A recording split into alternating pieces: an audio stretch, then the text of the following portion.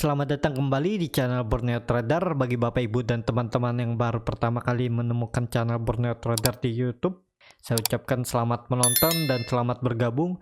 Di video kali ini saya akan menganalisa saham-saham dari sektor CPO. Yang pertama AALI, kedua LSIP, ketiga DSNG, keempat SIM, kelima SSMS, keenam TBLA, dan ketujuh BWPT. Sebelum kita analisa, padahal ada sentimen positif ya. Harga CPO naik 4,5%, tapi lihat market CPO nih sempat rebound sebentar, tapi kemudian terkoreksi. Nggak tahu kenapa ya, memang market sekarang ada sentimen positif pun harga komoditas naik pun yang di sektornya nggak diangkat ya, nggak ada berdampak juga terlihat dari CPO. Jadi ya harus sabar, market memang lagi aneh, lagi sideways juga ya, perlu kesabaran lah, memang menguras energi ya, psikologi juga ya lumayan terganggu juga ya, padahal sudah sesuai analisa kemungkinan naik, ternyata market nggak mau. Dan lihat sekarang saham-saham CPO semuanya terkoreksi. Padahal yang harusnya ya bisa rebound ya minimal tutup hijau lah. Jadi yang penting sabar aja. Di sini dilihat psikologi para trader atau investor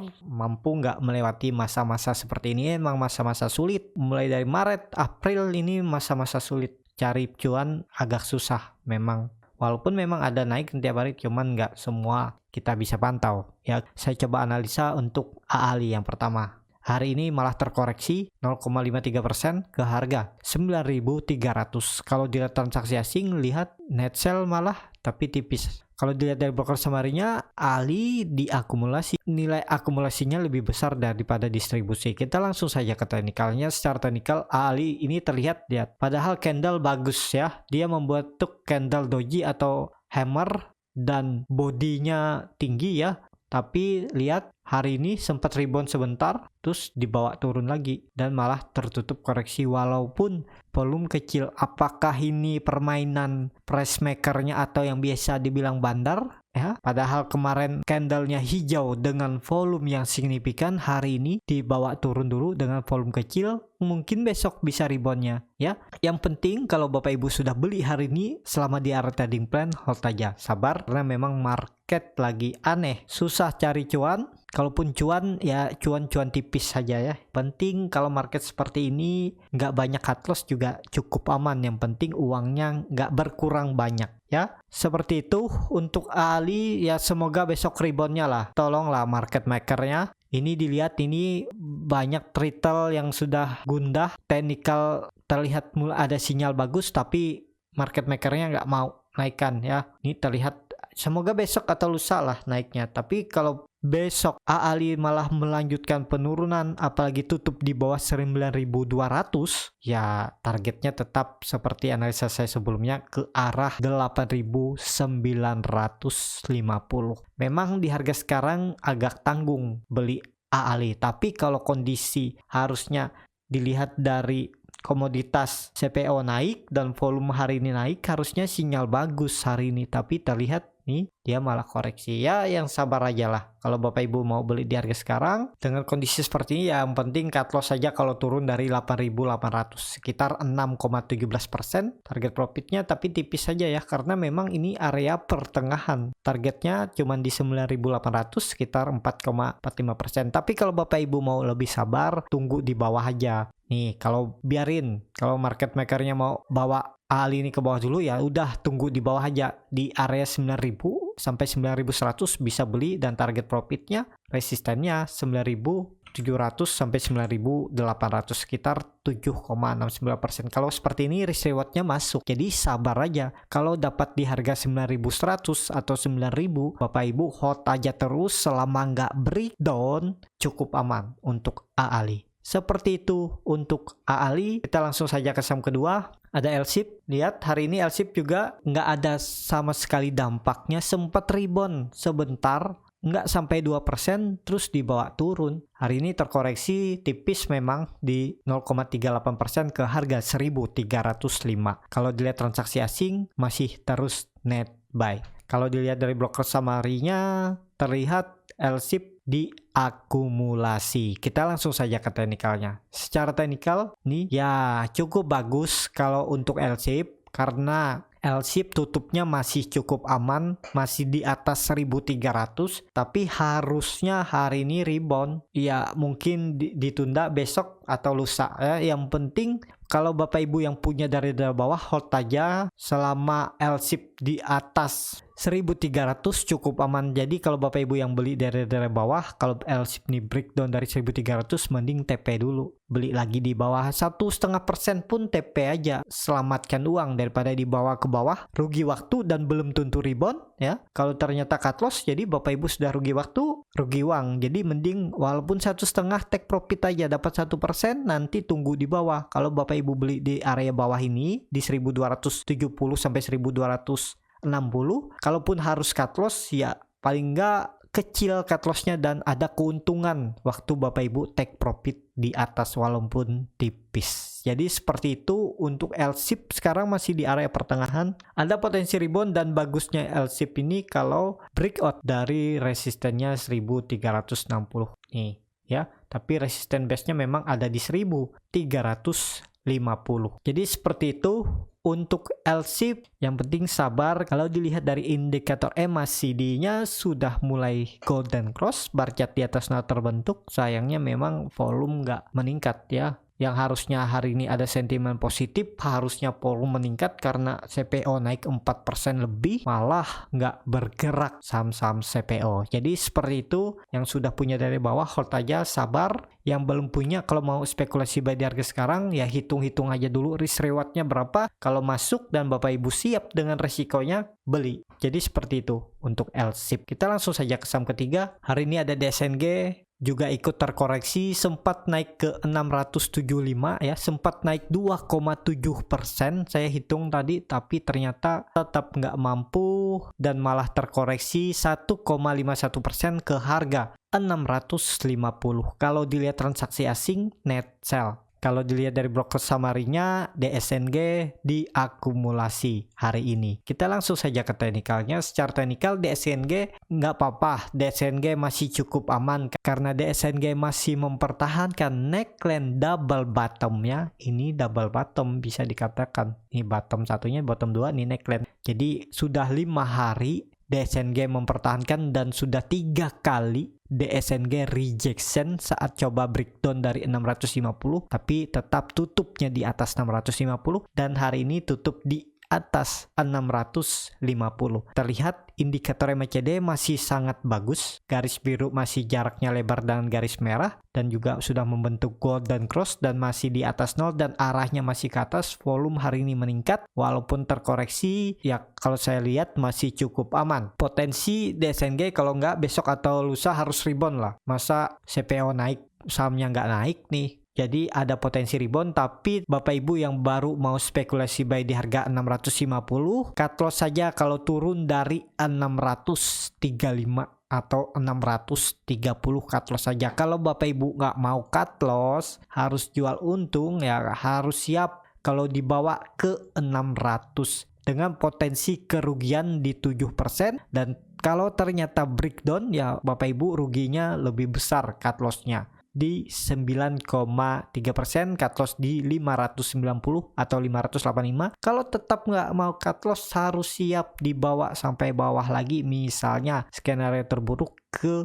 EMA 200-nya di 540 sampai 530, sekitar 17%. Kalau sudah sampai ke 17%, DSNG ini bakal lama baliknya. Jadi kalau trading harus cut loss, dan maksimal cut loss itu di 10% udah cut loss saja udah. Karena lebih dari 10% itu cukup lama saham untuk berbalik arah ya. Jadi seperti itu, makanya dalam trading harus punya money management, jangan satu kali lansam, satu banyak, satu sedikit, belinya harus stabil.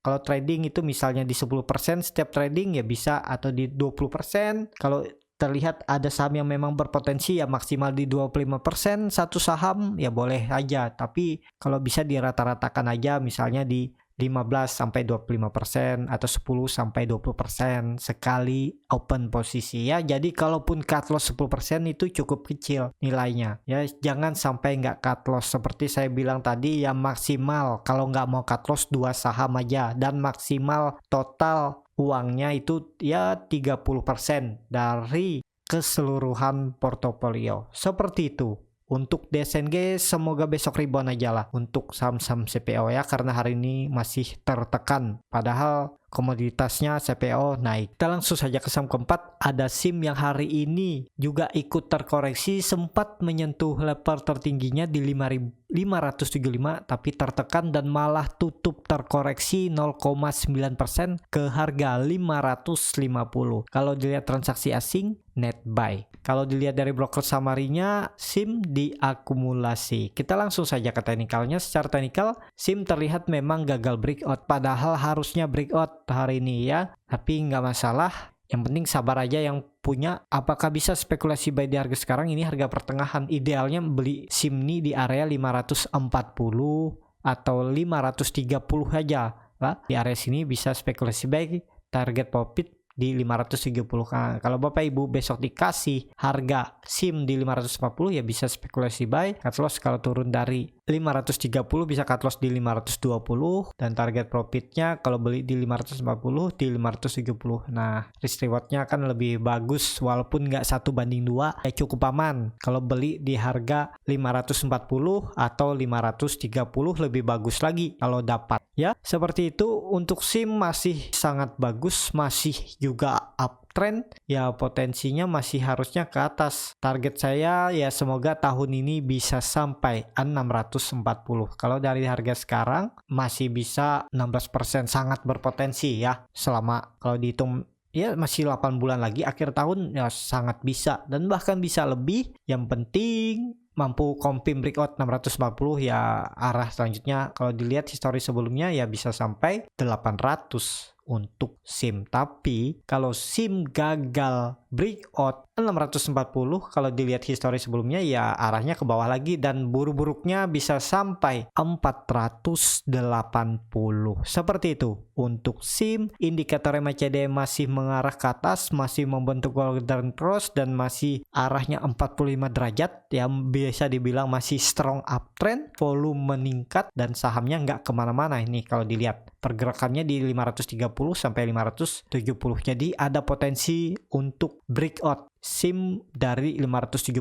kalau nggak minggu ini ya minggu depan. Semoga ya sesuai skenario saya. Seperti itu untuk SIM. Kita langsung saja ke saham kelima, ada SSMS yang hari ini ditutup terkoreksi 1% ke harga 895. Kalau dilihat transaksi asing net sell. Kalau dilihat dari broker summary-nya, SSMS hampir sama antara distribusi dan akumulasi. Kita langsung saja ke teknikalnya. Secara teknikal, SSMS hari ini juga nggak mampu naik dan nggak mampu breakout EMA 200-nya. Hari ini sempat menyentuh aja, tapi tetap tutupnya di bawah. Kalau dilihat dengan kondisi sekarang, yang terlihat SSMS juga sudah membentuk higher low barunya lagi. Nih. Jadi kuncinya SSMS ini minggu ini harus breakout dan minimal tutup di atas 950 cukup aman ya. Kemungkinan sangat kecil SSMS breakdown dari 890. Kalau minggu ini atau minggu depan bisa tutup di atas 950 karena ini bisa dikatakan base terdekatnya ya 950 nih. Nah, dan ini ada trendline downtrendnya, ini bisa juga pola descending triangle. Jadi perlu hati-hati kalau 890 ini jebol, potensinya SSMS bisa sampai 785. Jadi seperti itu untuk SSMS. Jadi apakah bisa spekulasi buy berharap ada rebound? Ya lumayan juga nih kalau naik ya, uji resistennya aja udah di 925. Potensi profit sekitar 3,45% dan target cut loss jebol support cut loss saja di 870 bisa cut loss sekitar 3%. Jadi risk rewardnya 1:1. Tapi kalau SSMS ini mampu breakout dari trendline descending triangle-nya ini ya ke arah 950 sekitar 5,76%. Jadi risk rewardnya hampir 1:2. Jadi bisa pakai skenario seperti ini. Kalaupun mau diubah atau dimodifikasi silahkan. Yang penting sesuai dengan profil resiko masing-masing dan bisa menghasilkan cuan ya. Seperti itu untuk SSMS. Kita langsung saja ke saham ke-6. Ada TBLA yang hari ini ditutup terkoreksi 0,56% ke harga 880. Kalau dilihat transaksi asing, net sell. Kalau dilihat dari broker summary-nya, TBLA didistribusi. Kita langsung saja ke teknikalnya. Secara teknikal, TBLA hari ini juga sempat menyentuh 900 namun gagal ya, masih bergerak di area base yang saya buat ini ya. Jadi besok semoga bisa breakout dan rebound dan minimal tutup di 900 sampai 910, ada potensi ke atas. Tapi kalau TBLA malah koreksi ya ke support base-nya ini di 870, dan kalau itu di breakdown ya potensi besar TBLA akan ke area low-nya ini di 850 dan sampai 835, menguji EMA 200-nya. Untuk TBLA, apakah menarik untuk TBLA? Kalau Bapak Ibu mau spekulasi buy ya bisa aja disesuaikan dengan trading plan-nya ya, karena ini cukup jauh juga nih cut loss-nya di 6% ya, karena idealnya memang cut loss-nya di area EMA 200-nya. Tapi kalau Bapak Ibu mau cut loss mepet juga nggak masalah ya, meminimalisir. Belum tentu juga mantul kan dari EMA 200 ya. Kalau Bapak Ibu mau cut loss dengan resiko ke trigger di 855 ya boleh seperti itu. Target profit terdekat 900 nih. Jadi hampir-hampir sama ya. Risk rewardnya 1:1 ya. Kalau mau lebih aman ya nunggu TBLA ini confirm breakout dari 900, itu menurut saya cukup aman dan arahnya bisa kembali ke atas terdekat 950 dan ke 1000 lagi. Jadi kuncinya memang 900. Kalau confirm breakout ya harusnya bisa ke atas lagi untuk TBLA. Indikator MACD masih membentuk golden cross tapi mulai melandai, bar chart di atas 0 makin tipis, volume belum kelihatan ya. Atau ya wait and see aja dulu lah, karena TBLA masih di bawah supportnya 910. Seperti itu untuk TBLA. Kita langsung saja ke saham terakhir. Ada BWPT yang hari ini terkoreksi 2,54%, jadi yang cukup dalam hari ini koreksinya. BWPT ke harga 115. Kalau dilihat transaksi asing hari ini net sell. Kalau dilihat dari broker summary-nya, BWPT didistribusi. Kita langsung saja ke teknikalnya. Secara teknikal BWPT hari ini sempat coba breakout EMA 60-nya namun gagal di area 120 dan tutupnya di EMA 200. Ya cukup aman, ditahan oleh EMA 200, tapi ini area pertengahan base-nya. Tapi kalau dilihat tren lebih pendeknya, memang beberapa hari ini atau dari minggu lalu BPT mempertahankan supportnya di 115 atau support dinamiknya EMA 200-nya ini. Jadi potensi BPT ya kalau besok rebound ya semoga bisa tutup di atas 120. Tapi kalau malah terlanjut koreksi, BPT akan mengarah ke 111. Jadi ini area base. Apakah bisa spekulasi buy di harga sekarang? Cukup dalam nih. Kalau Bapak Ibu mau cut loss di 109 dengan kondisi kerugian 4,57% dan target profitnya 120, sekitar 5%, bisa juga seperti ini. Risk rewardnya 1:1 atau Bapak Ibu bisa nyicil dulu setengah, nanti beli lagi di 112. Kalau dia breakdown ke 109 cut loss bisa seperti itu juga ya. Yang mana cocok aja lah, karena ya dalam trading nih memang harus terus belajar ke depannya agar bisa memperbaiki sistem trading, memperbaiki psikologi biar lebih tahan goncangan di saat market yang seperti ini ya. Seperti itu untuk BWPT ya. Cukup sampai di sini video kali ini di sektor-sektor CPO yang menurut saya market mulai membosankan. Sentimen positif pun tidak bisa mengerek harga untuk sektor CPO hari ini. Kalau tertarik dan channel Borneo Trader ini bermanfaat, bisa klik tombol subscribe dan nyalakan lonceng notifikasi. Ada kritik, saran, ataupun pertanyaan bisa langsung tinggalkan di kolom komentar. Bagi Bapak Ibu dan teman-teman yang baru belajar trading, masih bingung memilih saham, bingung membuat trading plan-nya, dan bingung mengatur portofolio, Bapak Ibu bisa join trading bersama Borneo Trader. Nanti saya pilihkan saham-saham yang berpotensi dan saya buatkan trading plan-nya dan saya buatkan chart-nya dan saya akan ulas setiap malam pergerakan untuk besok harinya dan juga bonus free konsultasi portofolio dan rekomendasi koin-koin kripto. Kalau tertarik bisa DM Instagram Borneo Trader, R-nya 2 di belakang. Sampai ketemu di video selanjutnya, tetap semangat dan semoga terus bisa cuan.